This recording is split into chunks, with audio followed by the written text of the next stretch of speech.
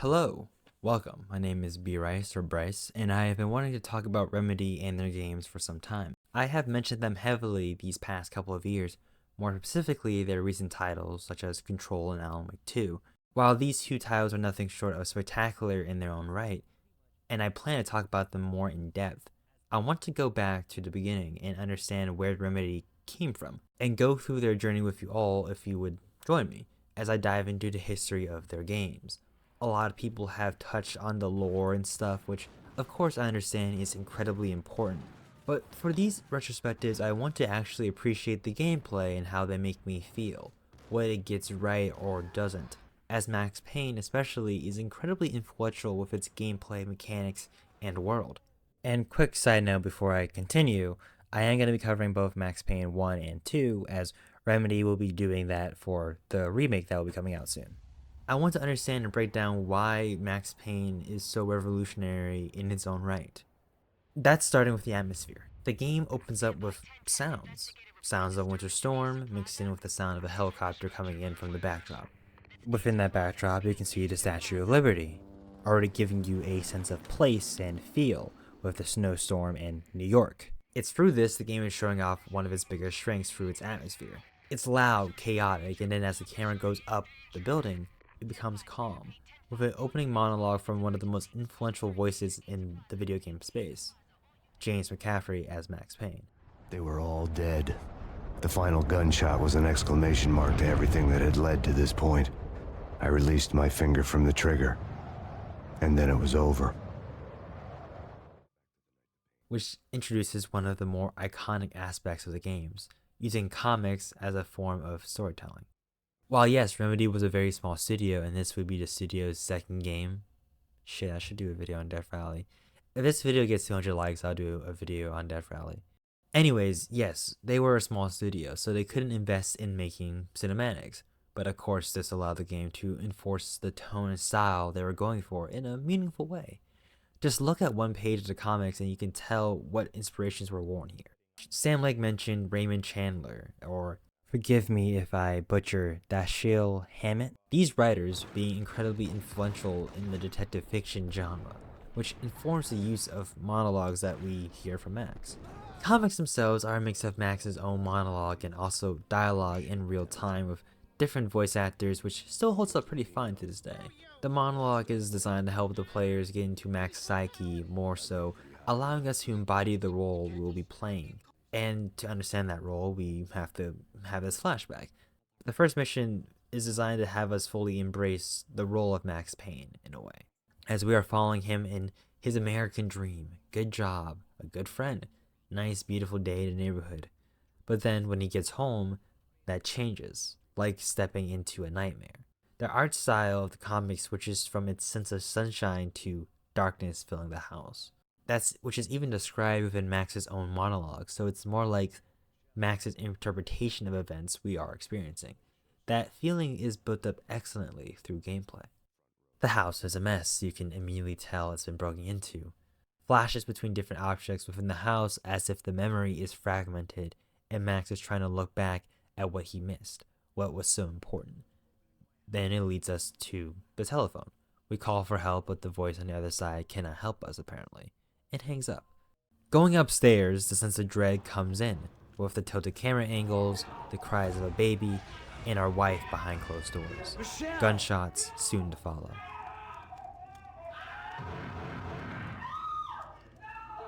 Behind door number 1, we usually take out 2 men. We step inside and more flashes, in our baby's room. The visuals alone are haunting, and I'm not gonna try to break that down.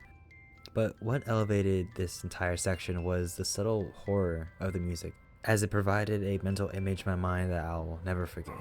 To then seal the deal with the death of our wife, Michelle, which, isn't like anything groundbreaking by today's standards, but I appreciate the attempt. Given the time the video game genre was at, shooters were incredibly straightforward, so making a game that actually took its time and explored concepts like this one, it's expected to not fully reach what it was going for, but it made it strong enough of an impact, one that I feel holds a lot of merit in future Remedy titles. The game then dedicates a bit to going through the passage of time. The men we killed were on a drug, Valkyr.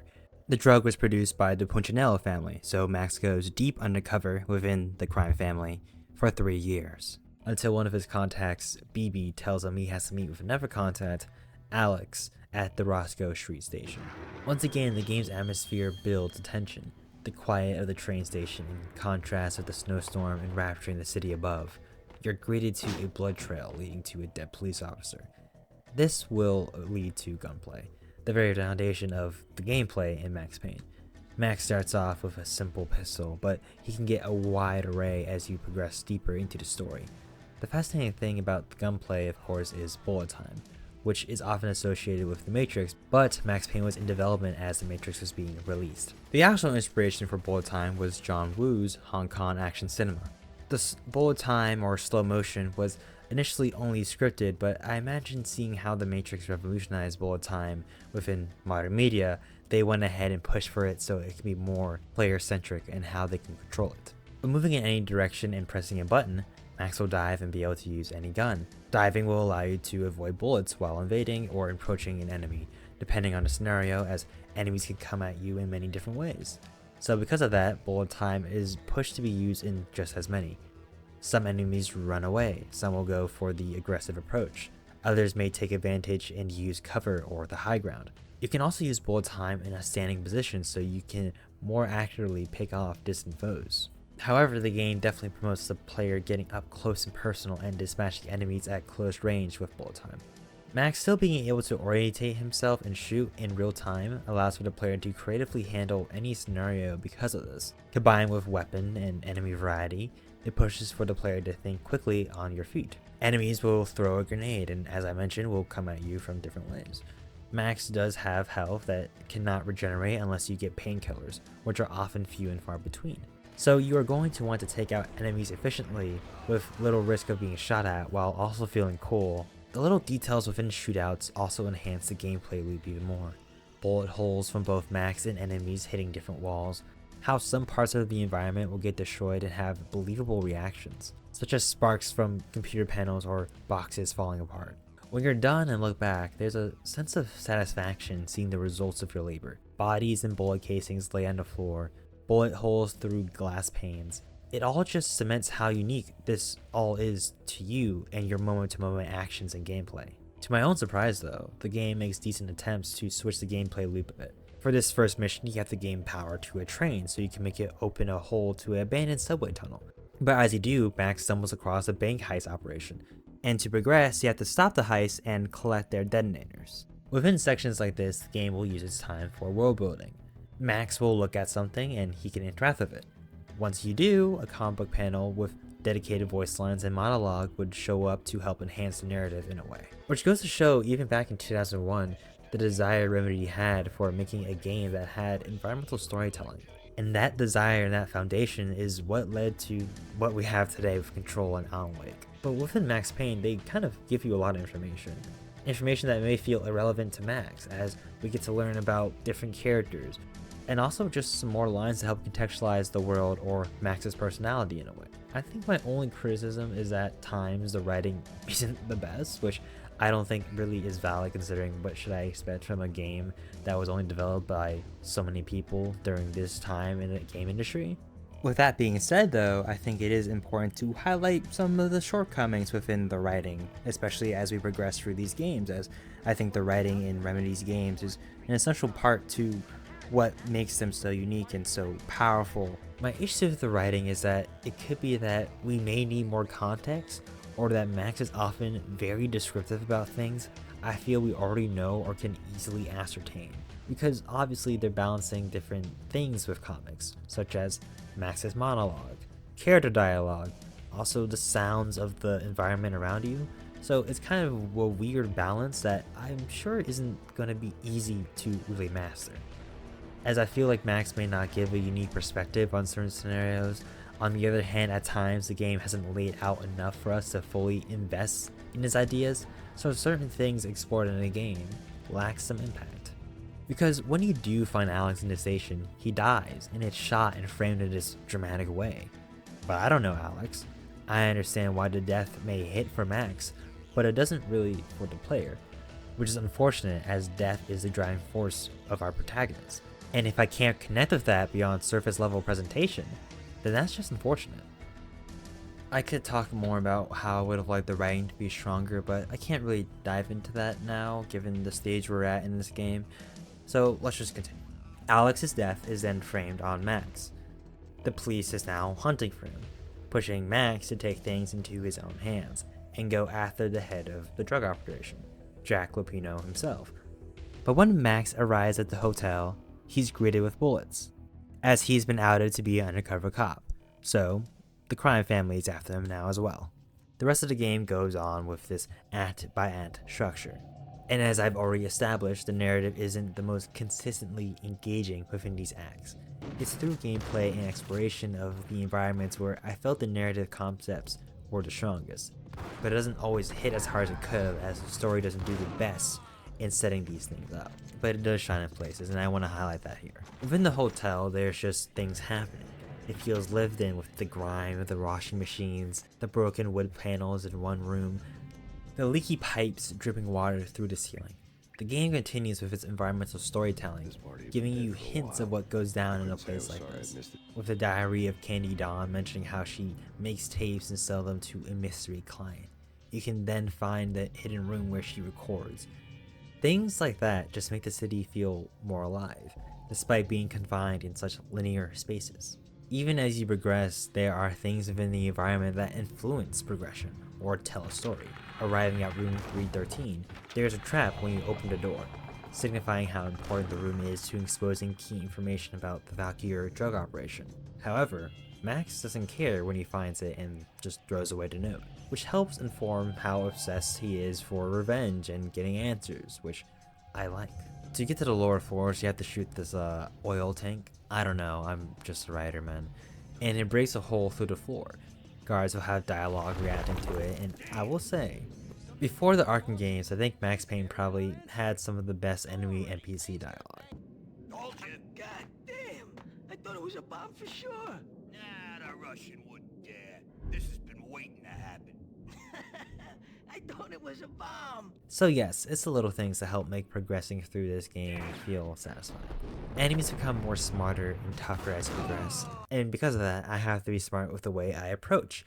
At times, I end up using other tools like Molotovs to my advantage, or use gas canisters to more safely secure kills. With more weapons comes with more nuances, different things to consider, such as range, damage, fire rate. To effectively peek this corner, I may not need a shotgun. For picking guys off from a distance, I feel more comfortable with a Desert Eagle. Combined with the fact health items are sparse and need to be managed, it actually is rather stressful to work through these rooms and the enemies within them. And because of that, it's even more fun taking them out. It probably doesn't evolve enough for some, but for a game of this caliber, I'm left feeling rather impressed. As it also helps that environments continue to vary, from the Ragnarok Club to the city rooftops, streets, and back alleys. They pull off all the cuts, and the quality of it never diminishes in terms of atmosphere and environmental storytelling. The most profound thing is finding Jack Lupino in this cathedral, clearly mad due to the Valkyrie drug. It's evident Remedy has wanted to touch on mythicism and Norse mythology, and that's still a strong core to their foundation to this day. Here, it just seems like a crazy man is just being crazy for the sake of it. The flesh of fallen angels, come to me all. Astaroth, Beelzebub, Asmodeus, Baphomet, Lucifer, Lupino finally went down.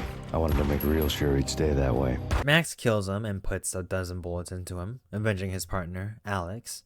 It's here we are introduced to Mona Sachs, a sister-in-law to the Punchinello crime family. Being the more sensible of the two, Mona tells Max that Jack Lupino couldn't have called the hit out on Alex and framed Max, given his drug-induced state. It would be his brother, Angelo, who she is after, seeking revenge for the abuse he inflicted on her sister. They both sit and have a drink, relax, but Mona slips something in Max, causing him to have a drug-induced dream due to Valkyrie, now contextualizing the nightmare he's always living. Making it a playable section the player has to navigate through, using the cries of the baby to guide you through these long hallways, a maze designed by Max's own psyche, the guilt he feels, reliving the night again and again, hearing screams of pain from his wife calling his name echoes the halls.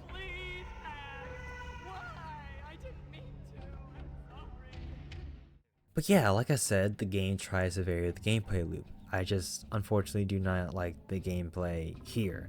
Maybe I'm bad at keyboard and mouse, but I don't know, I can somewhat see what they're going for. Have Max be on this fine line between life and death in ways. Hard to critique given the times, but I don't have to like it. It is revealed that Max's wife, Michelle, did get hints about the Valkyrie drug, but Max didn't pay mind to it, and that's where the guilt comes from. That sort of thing is relatable in a way, and that helped rejuvenate my personal investment to the story, especially as we get along to Act 2. Also, I will say, this stealth section made me quit for 3 days, but I ended up finding a way to get past the goons, so yeah. I appreciate the attempt, but still.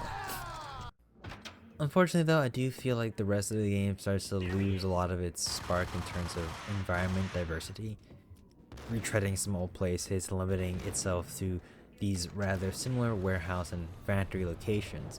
But at the same time, this has some of the peaks in terms of gameplay for me, and set pieces. Like using this crane to get around the docks while picking off enemies with a sniper. And even more so, enemies become more difficult and challenging to deal with, and they also start to become smarter. They are actively hunting you, waiting for you to come, and at times they're just caught off guard. And so I, as a player, am forced to be on my toes, which is such a nice feeling to have in a game like this. One of the more grandeur set pieces has you at the Punchinello mansion, taking down 3 elite members of the mob before confronting the big boss himself, Angelo Punchinello. This has a proper sense of finality. Like I mentioned, guards are waiting and hiding behind cover for you. You really feel like you are a force of nature being able to go through the entire mob like this. Before confronting Angelo, you find his wife, Mona's sister, Lisa, laying dead on a bed, barely recognizable. Angelo took his fear out on her. This also fuels Max's own reason why he took the path of revenge. And when we confront Angelo, he is just pathetic, screaming and squirming about a government agent and how it was all her idea. Max obviously doesn't care, but before he can actually show no mercy, a group of men in black swarm and take out Punchinello. When we leave the room, we are greeted with even more men in black, and an older woman, not willing to give us any info about herself beyond a hard dosage of Valkyrie. This is our second dream sequence, and this time we are trapped in a loop going through the death of our wife and child. And within each loop, Max finds a strangely familiar letter, one telling him he was in a graphic novel, the next one saying he was in a computer game, or a call with a bunch of babble that made no sense but had a familiar voice. Eventually, as he got to the final loop, was brought back to the night Michelle died. She died and it was his fault.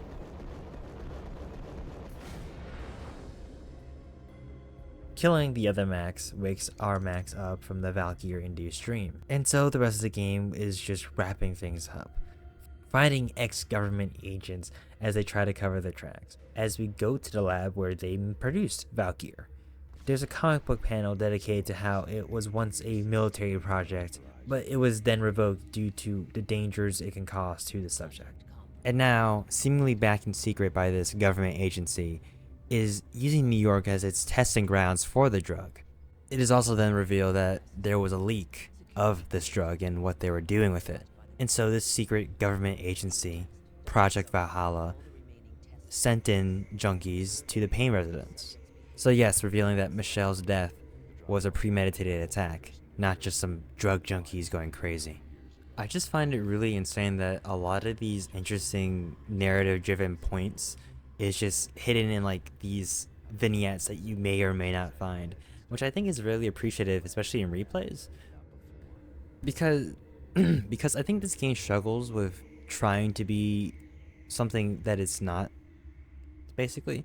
It's trying to be a very interesting and deep narrative about like crime and the government and all these things like that, but it's also a shooter game. And so just the fact that it's so fast paced, and these games are designed to be so fast paced. I mentioned it before, but it's apparent here now, especially as we're getting to the latter part of the game and I'm kind of skimming through a lot, is because there isn't really much to really break down and talk about, as it's kind of like a whole different game now. It's kind of like wrapping things up. because all of the plot points have been revealed, a lot of the things have been revealed. Now it's just trying to just end it all, and you know, this is what we get. So let me just go ahead and break it all down really quickly. A lot of the interesting things that could be happening in this game that could be such a big and impactful thing for us as a player narratively is broken down and not holding much weight because of this gameplay structure and what it chooses to focus on. Because later on in this final act, we get revealed that BB was the one that had Max framed for Alex's murder from way back in the beginning. It should be clear that, yeah, the side characters are a weak point in this game. They're served more so to push Max along the story instead of feeling like actual people.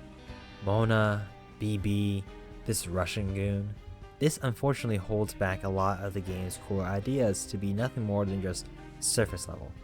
Max gets introduced to this secret society only for them to be killed off by, her name is, we'll call her Miss Valkyrie, which sure is an effective way of showcasing a villain. I'm not going to try to critique these ideas, as for the times these are really good, but it's good to mention the flaws of these considering how much Remedy learned from these shortcomings years later. As it's clear that the devs at the time wanted to cram as much shit as they can in this one game. It's clearly something that was made with fun and passion for the genre, so I can't really fault things I personally would have appreciated in the game, as it would have been nice for Mona to have more development, as there is good foundations for her to be a really interesting character, especially considering that they want you to believe that Max and Mona love each other, or has some romantic tension. As her fake out death only left me wanting more. I wish there was just more in between that built this fake out death to be more meaningful. Or, the inner circle as a whole, as these moments with other characters just kind of come and go. I never hate or love anyone in this game, so when killing Miss Valkyrie by making an antenna fall over is really cool, I felt nothing beyond the fact that, hey, this was just a fun time. And I think that's all Max Payne 1 needs to be. It's a phenomenal foundation for what is to come for Remedy. And I can understand the praise it gets, despite my feelings and how I feel like it doesn't always live up to what I would want it to be. I think it's totally fine for it to just not do that, especially for a game of this caliber at this point in time in the game industry. That being said though, I have not played Max Payne 2 yet as I am recording and writing this. So I am hoping for that vision that Remedy has kind of evolves a bit more within Max Payne 2. So let's see how it goes though. A bit closer to heaven.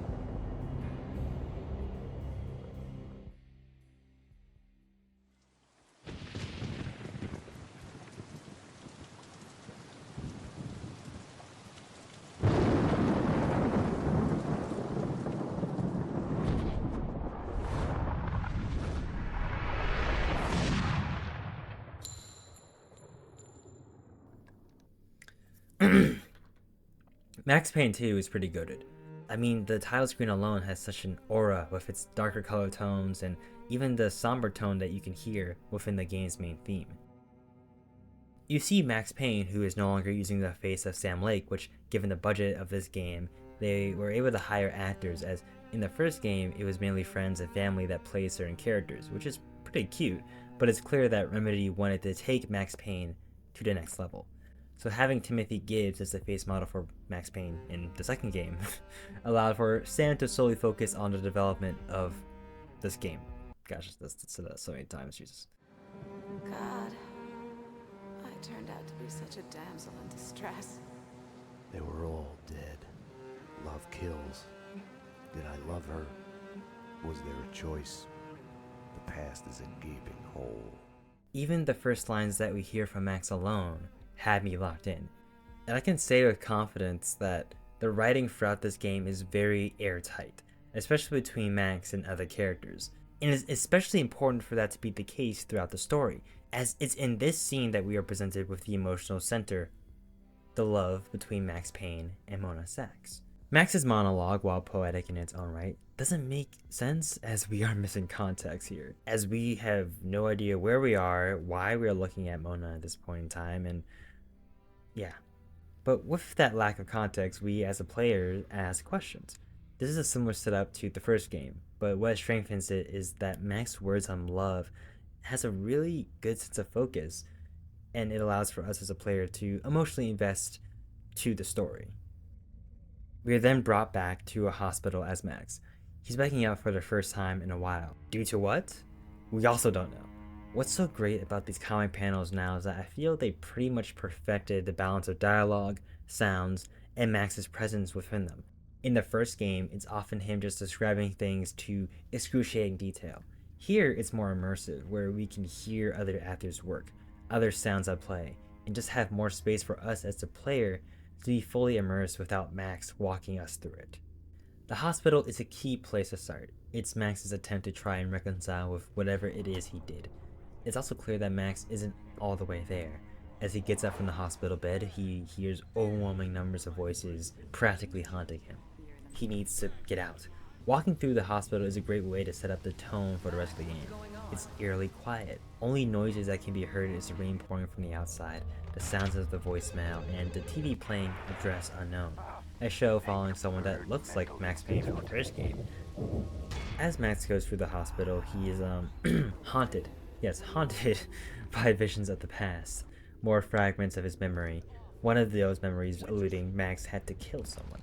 Questions keep building and building for Max and the player, especially now within gameplay when we find a dead hospital nurse with a gun. And we immediately get to use it against this masked thug, who you can hear clearly is sent to kill Payne. We take the elevator down to the lobby and are confronted by Jim Rivera, who starts to question Max with more things we the player don't understand. It should be noted that we don't know who Jim Rivera is, but they give him a title drop, so I might as well mention him. And before we even get to know who he is and what his goals are in life, he then gets capped. And I know in the last game I made a point of how ineffective seeing someone we don't know die like this is, but how it's done here is to help establish a tone, how serious this is. In fact, the stakes are grown more due to this scene, because as he is getting shot at and trying to get down the elevator, of course there's just a highly explosive canister just in the lobby of a public hospital, and that just blows up right next to Max's elevator, setting us down deeper to the hospital. Now without our gun, we are forced to face our problems head on. I had tried to run from it, edit it out. Winterson was dead. I was a murderer. We're then brought back to the manor when Max is looking at Mona again. The events of the hospital wasn't the true beginning, but only the beginning of the end, after the consequences of his actions. The monologue between this section establishes the purpose of him looking at the past. It's like fragmented pieces of a mirror. It can destroy you, yet also put you back together. You understand how every little piece, every little decision influences one another. There's a callback to the first Max Payne on how he took some time to talk to his police friend, Alex, instead of rushing home to his family. This monologue is now to help us as a player think along with Max as he looks at the past, to understand the little choices that led him to this point. Which that sort of thinking is something sorely missing in the first game, and I'm glad to see it front and center in this game, as he kisses Mona and goes back to the beginning. We get caught up to speed on the events between the first game and to whatever point in time that Max is looking back on. Due to the inner circle, that secret society that felt very irrelevant in the previous title will now have more stake in the plot, mainly due to the fact their leader, Alfred Woden, helped Max get clear of all crimes. Max stepped down from his position at the DEA and went boots on the ground working at the NYPD. He gets word from the police radio one night of reported shots fired at a warehouse. Max took the call as he knew the owner of the warehouse, Vladimir Lem. The Russian I kinda just skipped past as he didn't seem to have much relevance, which at this point I noticed a pattern that this game is truly a Max Payne sequel. Solely for the fact it actually expanded on ideas that I felt were underdeveloped in the last game. It shows a level of care for continuity that I feel a few games these days often overlook, so I'm glad to see it here. When we arrive at the warehouse, we hear shooting and a woman screaming, and that pushes Max to spring into action. As we find a way inside, that atmosphere that we've grown to love hits you again. The chaotic feel of the harsh rain in direct contrast to the first game's use of snow. There's also notable improvements to how Remedy handles immersion here. Max will more often talk in between gameplay moments, and it feels natural, not as abrasive as the comics could be in the previous title. A lot more of the Remedy identity that we've come to know from more recent games starts to show here, especially with the use of television shows. Once again, I'm not going to break them down as these feel a lot more interpretive and compared to what we see with Alan Wake or Control. Like, yes, Undressed Unknown plays with the idea of a protagonist facing off with his evil twin, John Mira, in a dark version of New York called NOIR York. Of course, you can loosely connect it with Max Payne's psyche, which this game delves into, but not much that I feel can be broken down in a way that feels definitive. But I do appreciate where they're placed throughout the game. They're episodic, so you feel rewarded for taking the time to explore areas to catch up on a latest episode of these different shows. Entering the warehouse, it feels claustrophobic, like a maze. You can't see the other side of the walls of boxes, but you have to keep pushing forward. Eventually finding a worker for the Squeaky Cleaners, a cleaning company, obviously. He leads you to a gun workshop, the possible source of the shooting, but to no surprise, it was a setup, and we dispatched the threats of the room. And then yes, we are fully back as Max Payne. Moves feel mostly the same, but have some nuances, slightly rebalanced. Notably with the guns, they feel more distinct and impactful, and better in certain regards. Max's dive notably starts from a higher angle, allowing for you to dive further and longer. There's also a dedicated input to whatever the hell this is. He just becomes one with the force and can just lock in, allowing Max to run through hordes of enemies as time is slightly slowed, and there's a unique reload animation that plays during that, allowing for you to somewhat reset and aim for another target. While I am usually concerned when games give you a win button, it's decently balanced here. The meter drains fairly quickly, and to retain that meter you need to rack up kills. You can also die in this state if you're not careful, so you still have to be mindful of how you approach or position yourself. It's important to mention I'm pretty sure the only difficulty available to me was the easiest, so I really couldn't get into the meat and bones of balancing, but if this is how the devs intended one to experience it, I'd say it works. The mystery of the shooting unravels itself a bit more. We find the gun shop, but it has been cleaned out. The phone had a message that could be played from Vlad, talking to Annie, the person who we assume runs the gun shop, possibly the woman's screams we heard earlier. We do find her eventually, but unfortunately can't save them from the Squeaky Cleaners. Narratively, it starts putting questions in our head of who is running the Squeaky Cleaners, why are they killing people indiscriminately? But then we get the reveal of Mona Sachs, who of course had her fake out death, but why is she here? Mona? Max, we gotta stop meeting like this.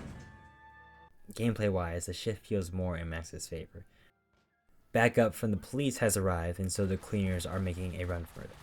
Earlier in the mission, the cleaners were not expecting us. We were able to catch them off guard and plan our approach. But now they are expecting us. We have to react to their surprises. The music building up the thrill of the chase, ducking and weaving through storage facilities, maneuvering between the walls of boxes as cover. A few got away in a van, and what are these shots? What are you? What? That Max nearly gets ran over but is pulled to the side and saved by the backup. Detective Winterson, the woman we saw in the morgue, that Max may have implied to have killed. So you as a player don't initially trust her really, especially since Max doesn't seem to appreciate her all too much either. And once we get back to the police station, even more so, we learn that Detective Winterson is investigating the murder of a senator, with Mona Sachs as the lead suspect. The threads are connecting. To get a grasp on them, Max goes ahead to meet Vladimir Lem at the old Ragnarok Club. He took over the joint since we cleared it of its previous owner. I will say the game does have you go through familiar locations multiple times, and I will say it's missing something here, that atmosphere, either it be sound or from a visual perspective. The Ragnarok Club in the first game stood out because it was a club, but with its neon lights and Pacific symbols that could be found, made it a standout to explore. In this game, I can't make such a claim. You can say it's cool to go through some of these hallways and improve graphics, but that novelty quickly wears off. I will say though, my praise for the level design and progression of said levels still remains true. I notice a lot more sense of verticality with how levels are designed here. Instead of just going through different areas of a building, This game will have you go through multiple floor levels of the same area, and these often lead to the most standout set pieces throughout the game. Even here at the end of the level, when we were trying to save Vlad from the mob and the boy leader, Vinny Gagniti, who you learn is the one who organized the attack on Vlad's warehouses earlier. After this, we sit and chat with Vlad. He seems to try to be legitimate, starting a vodka business here at the Ragnarok Club. To a higher level. Vodka will be the best restaurant in the city. I'll be rich and famous. Annie was a princess. They killed her for no reason. You hurt your hand just now? A hot date yesterday. Can I tempt you? Let's pretend I'm on duty. The scene ends, Max goes home and sleeps with the fear of having a nightmare about the loss of his wife and child, contextualizing the guilt he feels. He falls asleep with Address Unknown in the background, and is later woken up with a knock on the door. The show itself is still playing, and is highlighted to be significant by the game's camera work. This is the beginning of a series of episodes of Address Unknown. This one in particular is echoing what is happening in the game. We hear a knock on the door just as the main character of the show does. The character has a letter slip under his door. It held a clue towards the character's evil double, John Mira, and to find his missing girlfriend. This made me eagerly await what could be behind our door, but then quickly realized that, oh shit, we're playing a nightmare scene.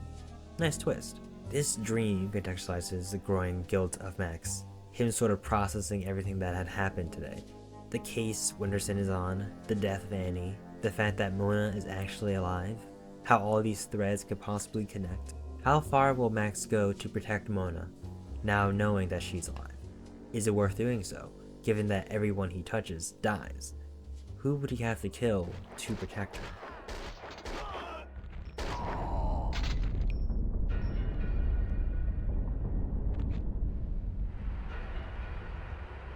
My hero.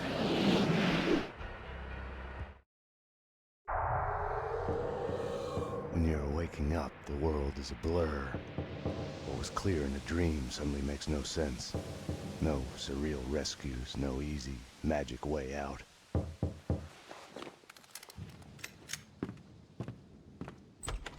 But you are awake.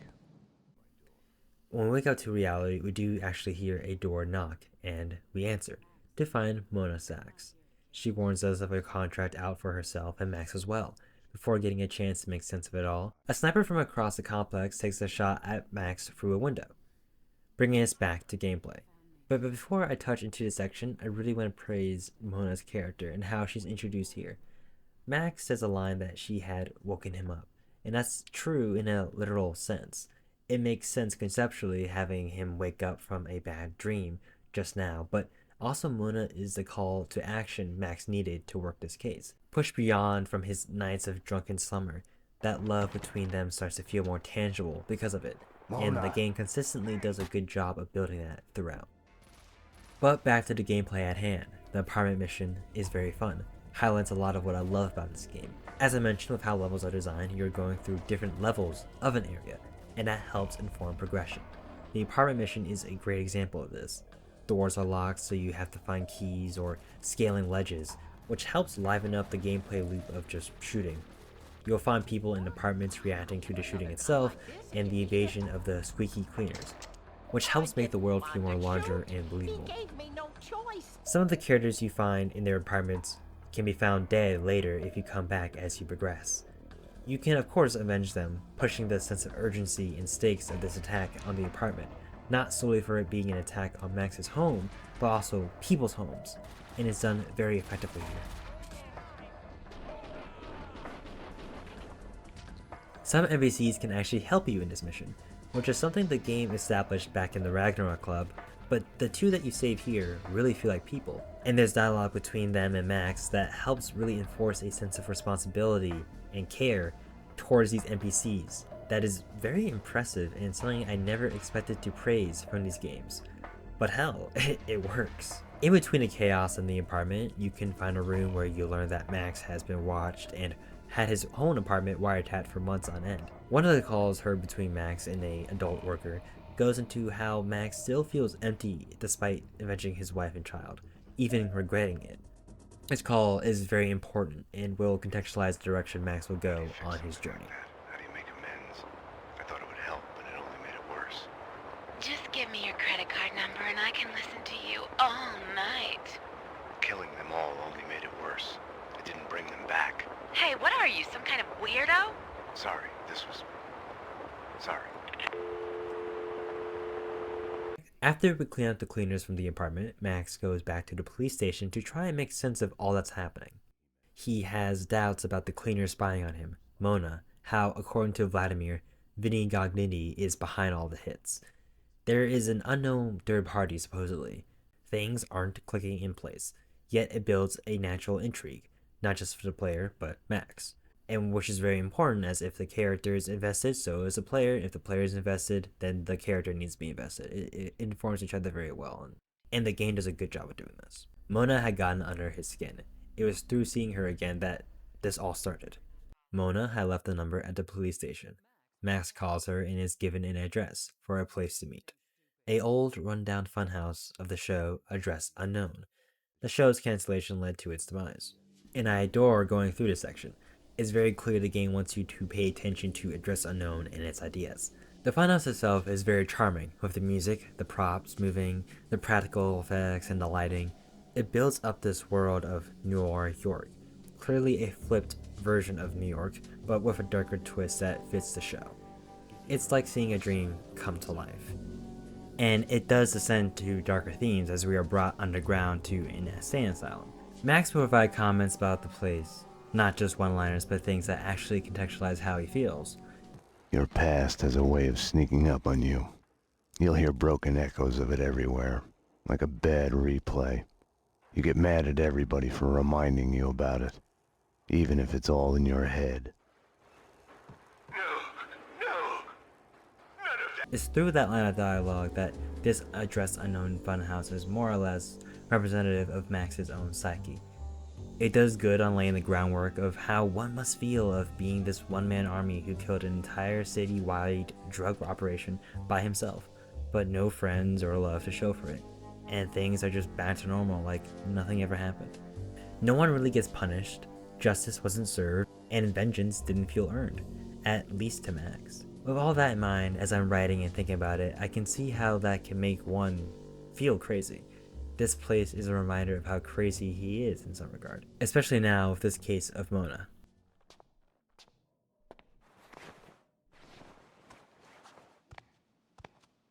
Now that you're here, you can watch my back while I get dressed.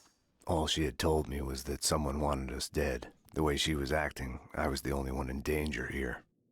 As she gets dressed, Mona tells Max that it's the inner circle that is going after everyone who knows of their existence. Max wants proof. Mona has it, via a contact from the inside, not Alfred Woden. So Mona takes us to this contact. We arrive at the apartment of the contact, but unfortunately the cleaners have us beat. Mona finds headsets and stays behind at the front desk to access security cameras and provide comms. This mission is great from a design standpoint. While it is another apartment, but unlike Max's, the fights take place inside people's homes. So we'll find ourselves ducking and diving under stairs, couches, or counters, jumping off balconies. The game still feels incredibly fresh from a gameplay perspective. Narratively, this section does a good job to help build Max and Mona's relationship, beyond the apparent tension we see in comics. It also further builds on the idea that Mona serves as a guiding star for Max, as we as a player can feel that during gameplay, as she is constantly in our ear about enemies approaching. Also, it is worth highlighting that once again, the enemies in Max Payne are uniquely hilarious.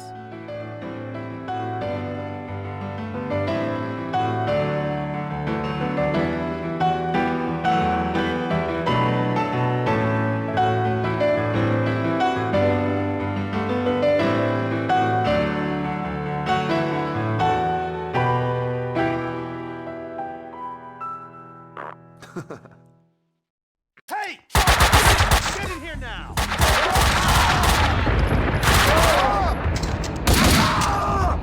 We eventually find the contact of the inner circle, but the cleaners had already gotten to him. Mona pushes us to leave, but Max finds a picture of the contact and Alfred Woden together, confirming yes, the inner circle was involved.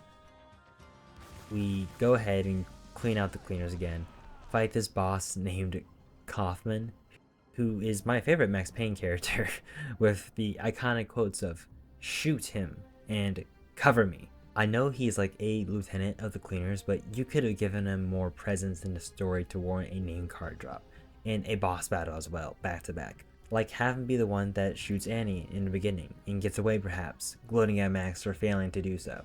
Could have been a cool vendetta, but I digress. Max takes the elevator down back to Mona. Before being able to reconvene, he is met with a police force in the lobby led by Winterson, putting Mona in handcuffs, ending the mission. We are brought back to the police department. The gravity of the situation weighed on him.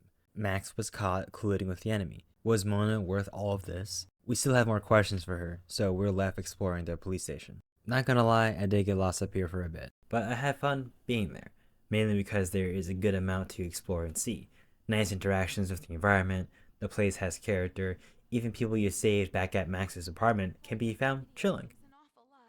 Also, you can see the narrative happen in real time when Mona is being identified by a witness. You can even interact with this narrative as Max, not be solely a passive observer, and build more context for the game you may not have if you didn't take the time to explore. The game really understands the importance of a breathing room, especially with a gameplay loop such as Max Payne, and that breathing room allows for us as a player to sort of breathe with Max in these spaces, breathe with who he is and the world around him, before having to go out into the streets, guns in hand. We confront Detective Winterson about the case and she tells us to back off, and that honestly just makes us more suspicious of her. We eventually find Mona in her cell. She warns Max that she's at risk of dying here, and that Alfred Woden can help verify everything she's been saying. Max goes and makes a phone call in another room, and sure enough, a bomb goes off, a way to distract police from the cells and go after Mona.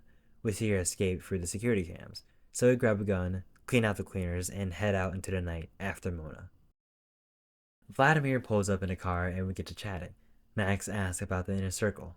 Vlad confirms that Vinny Gognitti made a deal with the Inner Circle. Max then asks a second question about Mona Sachs, and Vlad gives the least insightful information ever about her. I would fuck her. Right then, I hated Vlad. Max, I need to ask your advice as a friend. Ask. Hypothetically, if the only choice you've got is to do the wrong thing, then it's not really the wrong thing. It's more like fate. You have to do what you have to do. It's never that easy. Of course. We agree to disagree.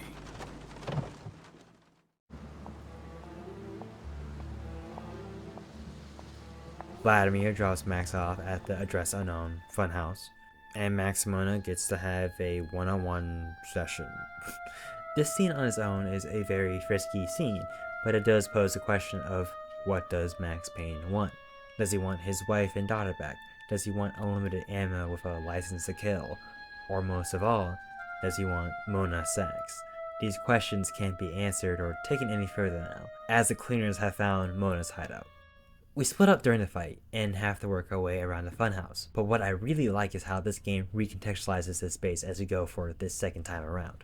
While yes, we are fighting through groups of enemies in this space, we are also in the back rooms of the funhouse itself, the space where you get to control the funhouse, with its props and such, looking down on enemies as they don't know where you are or what the hell this place is. Going through this space with the meaning it represents to Max's psyche really feels like we're going deeper into the inner workings of the character in some way.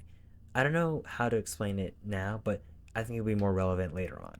As we go through the funhouse and any opposition getting in the way, he sees the cleaners getting away again in the van, and on a whim, he jumps in the back, ending the mission. As he's sitting in the back of the van, Max ponders. I really like the writing of the scene here. Max is reflecting on the choice of getting in the back of the van. Max sees it as a sign of fate, so to speak. The scene at the funhouse was a reminder of what he wanted with Mona, but he can't have it. Not with his case looming over. Using the radio from the apartment, Max lets Mona know where the van stops, at a construction site for insurance or whatever. Nothing too crazy, unfortunately.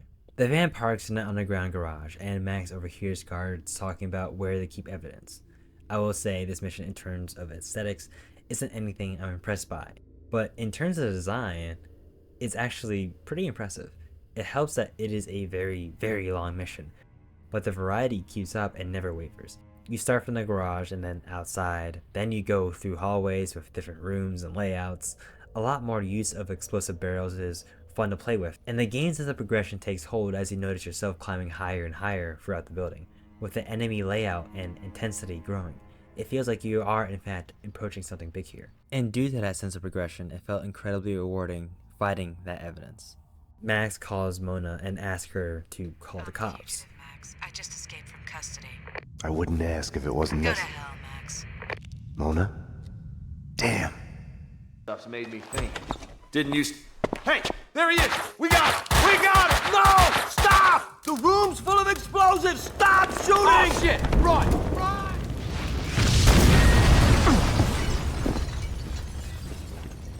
Max, what's going on? The building's blowing up. That's what's going on. Well, you heard the man, and this is a solid set piece that balances both combat and puzzle solving. Fire and explosions surround us, with Mona's voice pushing us further to escape. Max takes a hard fall and transitions us to play as Mona, which I believe to be a fantastic idea given the context of us playing in a video game. This helps enhance the believability of Max and Mona's relationship. Having us play as her gives the player a bit more to invest in beyond just Max's perspective solely. This part of playing her as of now is just reaching Max, who is on the other side of the construction site. Unfortunately though, from a gameplay perspective, Mona doesn't have any distinguishing qualities in how she plays. There's actually a cool animation where she does a cartwheel. I definitely appreciate the attempt here of including Mona. It definitely works well in enhancing the narrative, and this idea is something we'll get to see in other Remedy titles, and if anything, I hope Max Payne Remake pushes that idea further. In the DLC for Resident Evil 4, and the remake specifically, I actually found myself enjoying playing as Ada more so than Leon, due to her sense of agility and unique combat abilities like the grapple hook. Something like that for the Max Payne remake would go a long way, but I digress. As Mona, we eventually come across Max again as we see him jump out the window in real time, which is honestly quite hilarious given the lack of slow-mo. Mona calls Max over the radio and he gets up. More men are chasing him. So for this next section as Mona, we have to provide cover for Max so he can find a way out of the construction site. This isn't a revolutionary game idea or anything, but it works well here. As Mona, you have to cover Max as he tries to find an exit. Enemies are placed in creative, hard to reach angles, pushing you as a player to allocate for that via positioning or weapon management. Combined with the fact you have to go around different parts of the construction site as Mona to cover Max as he tries different exit strategies. My only problem here is that this section kinda overstays its welcome and could easily be fixed with, like I said, more mechanical distinction between Max and Mona. Mona eventually finds a way back to Max, transitioning us back to his perspective as we end Act 2 with a binary choice. Stop. Wait.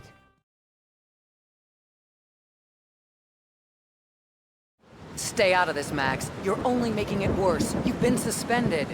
She's one of them. She's here to kill me. I'm doing my duty. She is a fugitive murder suspect. I'm taking her in. She resists, she gets shot.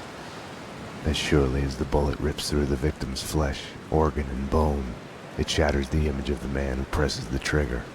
Easy. Back off, Payne. This is what I see when I look back. These moments, blinding as snow, they kill you, change you. You die and live again, remade. No, Mona. Winterson!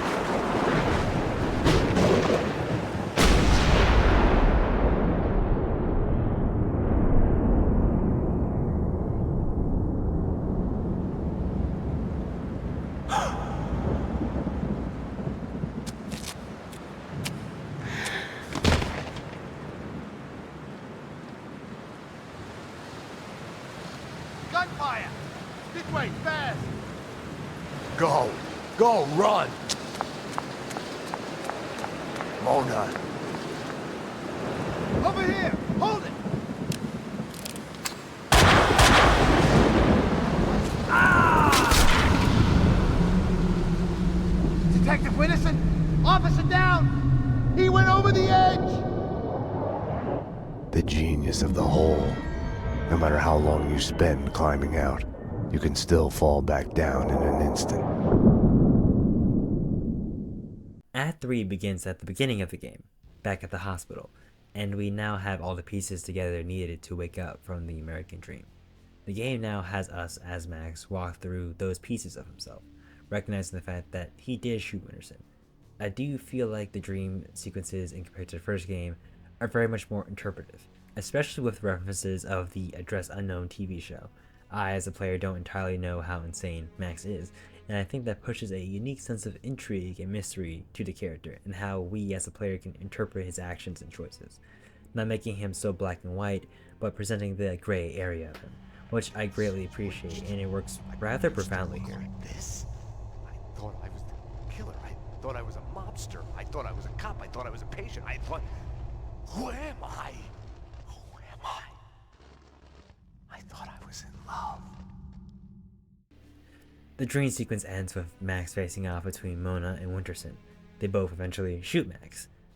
The game then brings us to the present, at the manor. Keep in mind, everything we've experienced has been Max recalling everything that led him to the moment at the hospital, where he found Winterson's body in the morgue. The things happening at the manor are present day, and bits of the monologue are being revealed as we progress in the narrative.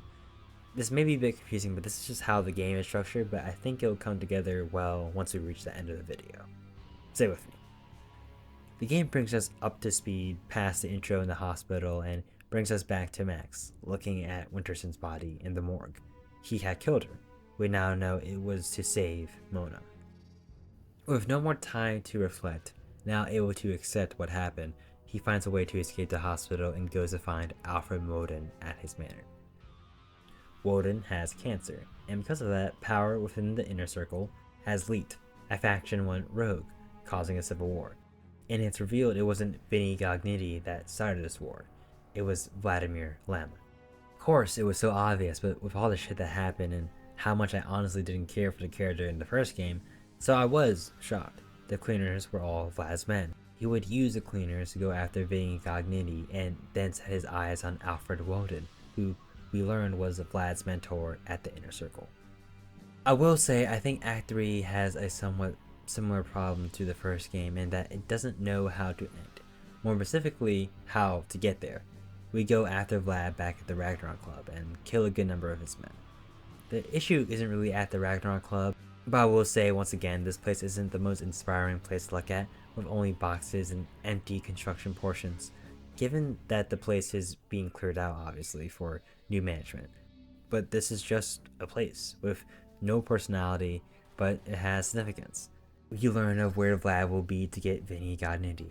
Also, we do hear a voice message from Detective Winterson. It's for Vladimir, revealing that she was a double agent for him, and she was in fact going to put down Mona and Max at the construction yard. But she was doing so seemingly out of love and desire to get back to Vladimir and their child. While this is a confession and in a sense justifies Max's killing of Winterson, it doesn't make him feel better, only more guilty. You can perhaps make your own guesses as to why that may be. Given Max's own past and desire to be with his family, the thing is, I as a player don't feel much over this revelation.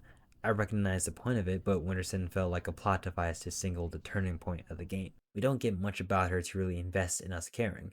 While I recognize the stakes she holds in the story, I as a player cannot care about it, unfortunately.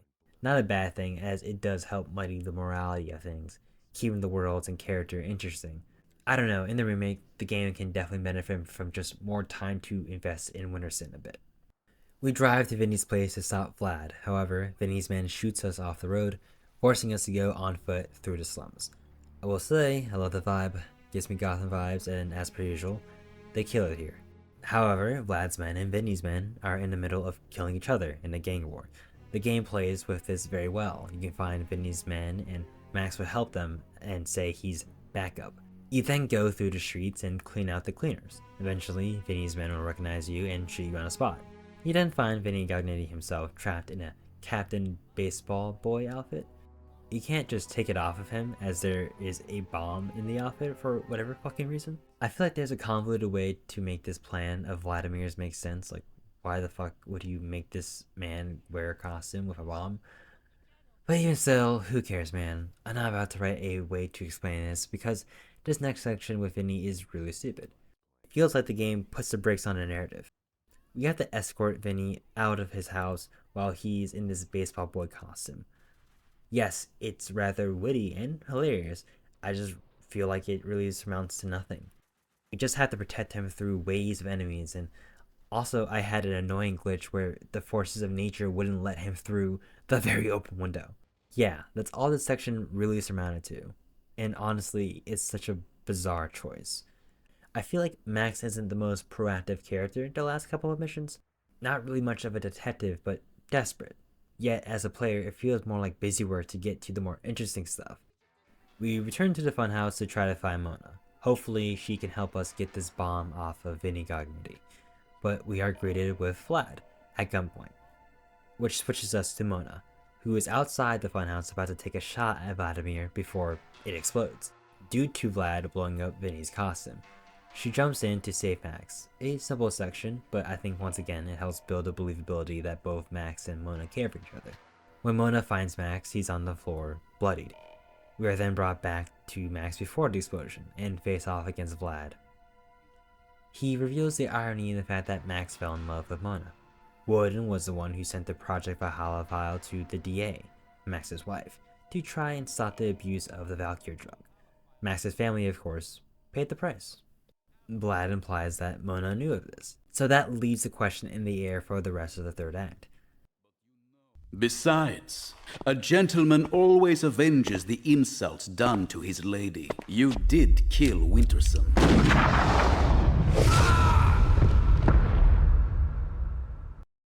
Max has another trippy dream sequence, and this one is the most iconic. And to talk about why and how it can relate to the larger Remedy universe, I feel will take away the point of the sequence, but I may come back to it when other games may parallel in some way. The main important thing for me is that, yes, Mona wakes Max from his slumber, which highlights how much of a guiding star she is for Max in this point in his life. Max, conflicted with the fact she saved him, he needed answers, and that road leads back to Alfred Woden. Mona comes with. Vlad was already at the manor. He was out to get Woden. This mission is really, really good though. Feels perfectly climactic of what this game has going for it. The manor that we see at the start of the game, Mona helping us throughout the mission from different angles, the back and forth calls between Max and Mona, everything just clicks in a sense. It feels good to be here working with her. We reach outside of Woden's safe room. It's locked.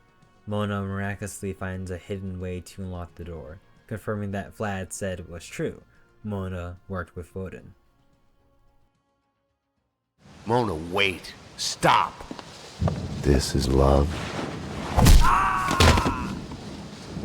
When someone drags you from the wreckage when you have given in, ready to just lie there and die. I told you not to come here. It's my job to clear up this mess, and you're a part of it. Throw away your guns. This is love.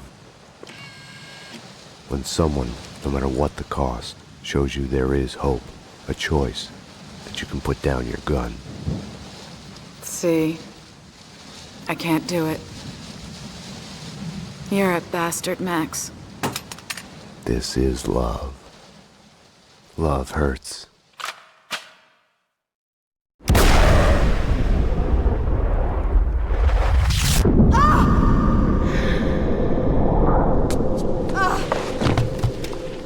I was so looking forward to you two killing each other. You can't have everything. I had been here before. Ground Zero. You are making me look incompetent by refusing to die. Stop. I am sorry. Enough! A bomb went off in my head. The bullet lodged in my brain moved a fatal, microscopic distance. The killing has gone too far. I have only begun. It's better to reign in hell than serve in heaven. You flatter yourself. demented fool!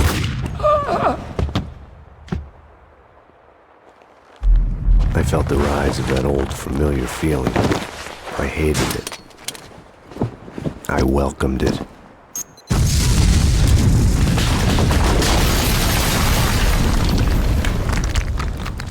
Everything was clear again. No more ambiguities, no more questions. No gun when you need one.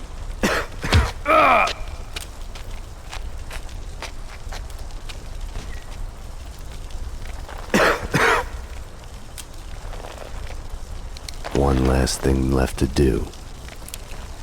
I was compelled to give Vlad his gun back. One bullet at a time. Everything now clear for Max. He goes after Vladimir through the underbelly of the mansion. This is actually a hard section, mainly because of how tight these rooms and hallways are. The chase feels so real though, given Vlad's taunts and comments as he's just out of your reach. You just feel a sense of inevitability as we get higher up the mansion. He actively taunts you while fighting, and it only just pushes the urge for me as a player to get him more. The chase feels straight out of a movie, but it helps that it isn't just a cutscene. You see all these things happening in real time, as Vlad pushes shelves for cover, runs between cover itself as he shoots back at you, and you as a player reacting and anticipating his next move. The final showdown has Vlad on top of a chandelier, throwing bombs and molotovs. It's a bit annoying, but fortunately for us, the chandelier is very susceptible to being broken and to fall down. Max, dearest of all my friends, I was supposed to be the hero.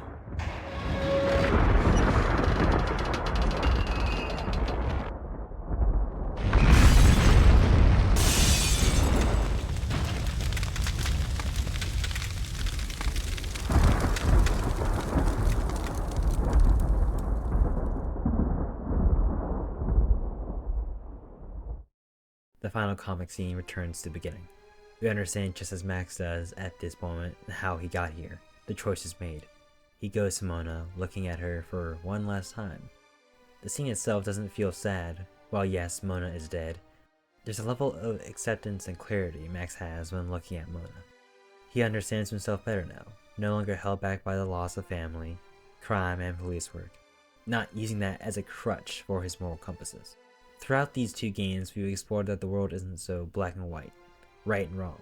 It is such a counterproductive way of viewing the world. All that Max can do is find what feels right to him, and I believe with Mona, he found that. I had a dream of my wife. She was dead, but it was all right.